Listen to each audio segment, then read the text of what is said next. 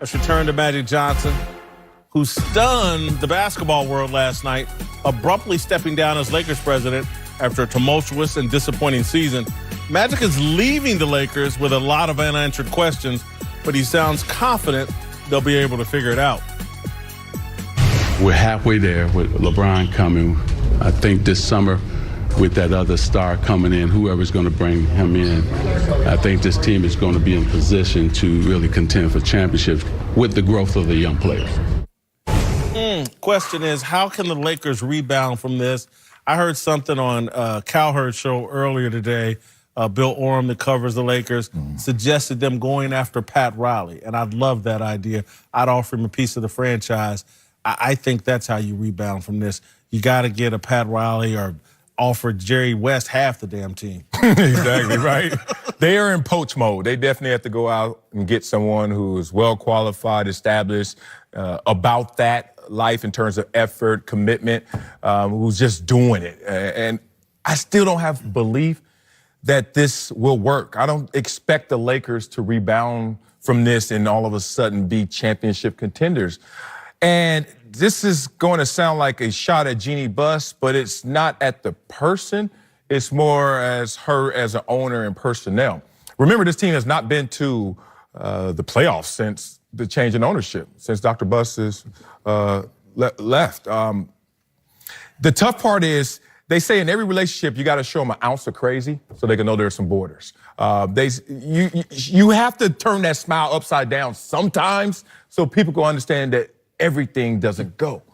And her respect for what her father accomplished and the reverence and the mystique and the style in which he did it is the marriage that she is a part of that is actually hurting this team right now.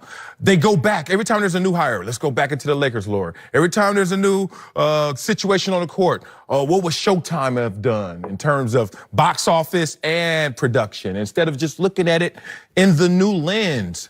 And it's tough because she is such a woman of class and character, but she's also almost too classy for this position, which ownership sometimes, and we've all been around it, they have to look you in the eye sometimes and say, do this or. And I haven't seen that, and I've been examining it. I've been on local LA radio. We covered the Lakers. I know all the moves and transactions, and I just haven't seen the devilish one that lets me know there's a flip side to this. I don't see how they're going to respond. I don't think they're going to, I'm not expecting them to respond. I think they don't have enough time. They're on a time crunch right now. You got to find a president. We don't know if Luke Walton's coming back, and is Rob Pelinka going to come back? So that's a storm in itself that you got to calm down and get that, let the dust settle there. Then on top of that, you got to go into free agency. Then you got to go into the draft. It's so much that has to be done in such a short period of time. And I think Magic swept the rug from underneath their feet and now have them scramble, because they were expecting him to be there. So now with that happening, they're moving around frantically trying to figure out how are we going to replace the president, and does the president want Pelinka to be working with him? You got to have them be on the same page. The GM and the head coach got to be on the same page. So how do you get all that together and then entice a superstar to come and play with LeBron when a lot of these stars don't want to play with him? Not because LeBron is impossible to play with. It's because they're chasing him. They want to be, if you're on a team with him and you win a championship, you stay right there. You know, so you never are able to add to his legacy. Yeah, you never are able to surpass him. So the superstars are not coming when it seems like it's so enticing and it's so easy and it's a no-brainer to go play with LeBron, but they're trying to create their own legacy and they're chasing to be the best in the face of the NBA. So it's going to be tough for them. So I don't expect it. There are two things that Magic said that jumped out at me. The first one was whoever brings in that other star. And I'm thinking, okay, it's April, the season's over, and we don't even know who that is that's going to be going after who they need to bring in. So first of all, you have to figure out your front office. You're already behind the 8 ball. Yep. And then you get your front office together. Hopefully it's good enough to go out and get you that other star.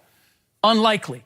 The other part he said was, and we're just that step away from winning a championship. Can we stop raising the expectations beyond any reason. I mean, this is what happened with Lonzo Ball. Yeah. You brought him in and you said his jersey's going to be up on the wall. If you hadn't done that, right now we'd be looking at Lonzo Ball and saying, you know what, he's a pretty good player. I think he's a building block Great for defender. the future. Yeah. Instead, it's, oh, wait a minute, he was supposed to be the next Magic Johnson. He reminds me of myself. Now everybody grades him on that level. So this is where look, the reality is, they are so far behind the 8 ball right now. Let's not talk about championships. Let's try to get the front office in order and see what LeBron needs and then go from there. I thought her comments indicated that that's what they're going to do. When she said something about being methodical about their approach moving forward, I don't think they're going to rush into anything. They ain't got no time. I think there's going to be a bit of a reboot. That may be the case. But is that going to satisfy LeBron James if you are taking the methodical approach? No, LeBron They don't James have- is they done can't. here. But that's my opinion. But He's we've done. heard this before. I mean, this is a 6-year and running problem. Let's go back, and I hate to play the lowlights, but we forget at times. Steve Nash, and that didn't work out. Dwight Unfortunate. Begging Dwight Howard came in injured, and then there were hashtag D12s and billboards up for Dwight Howard.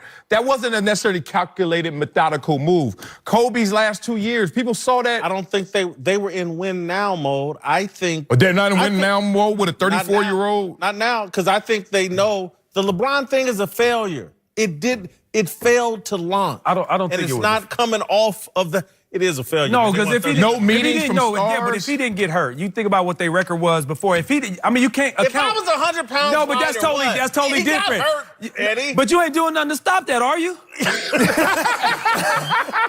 That's for Scott.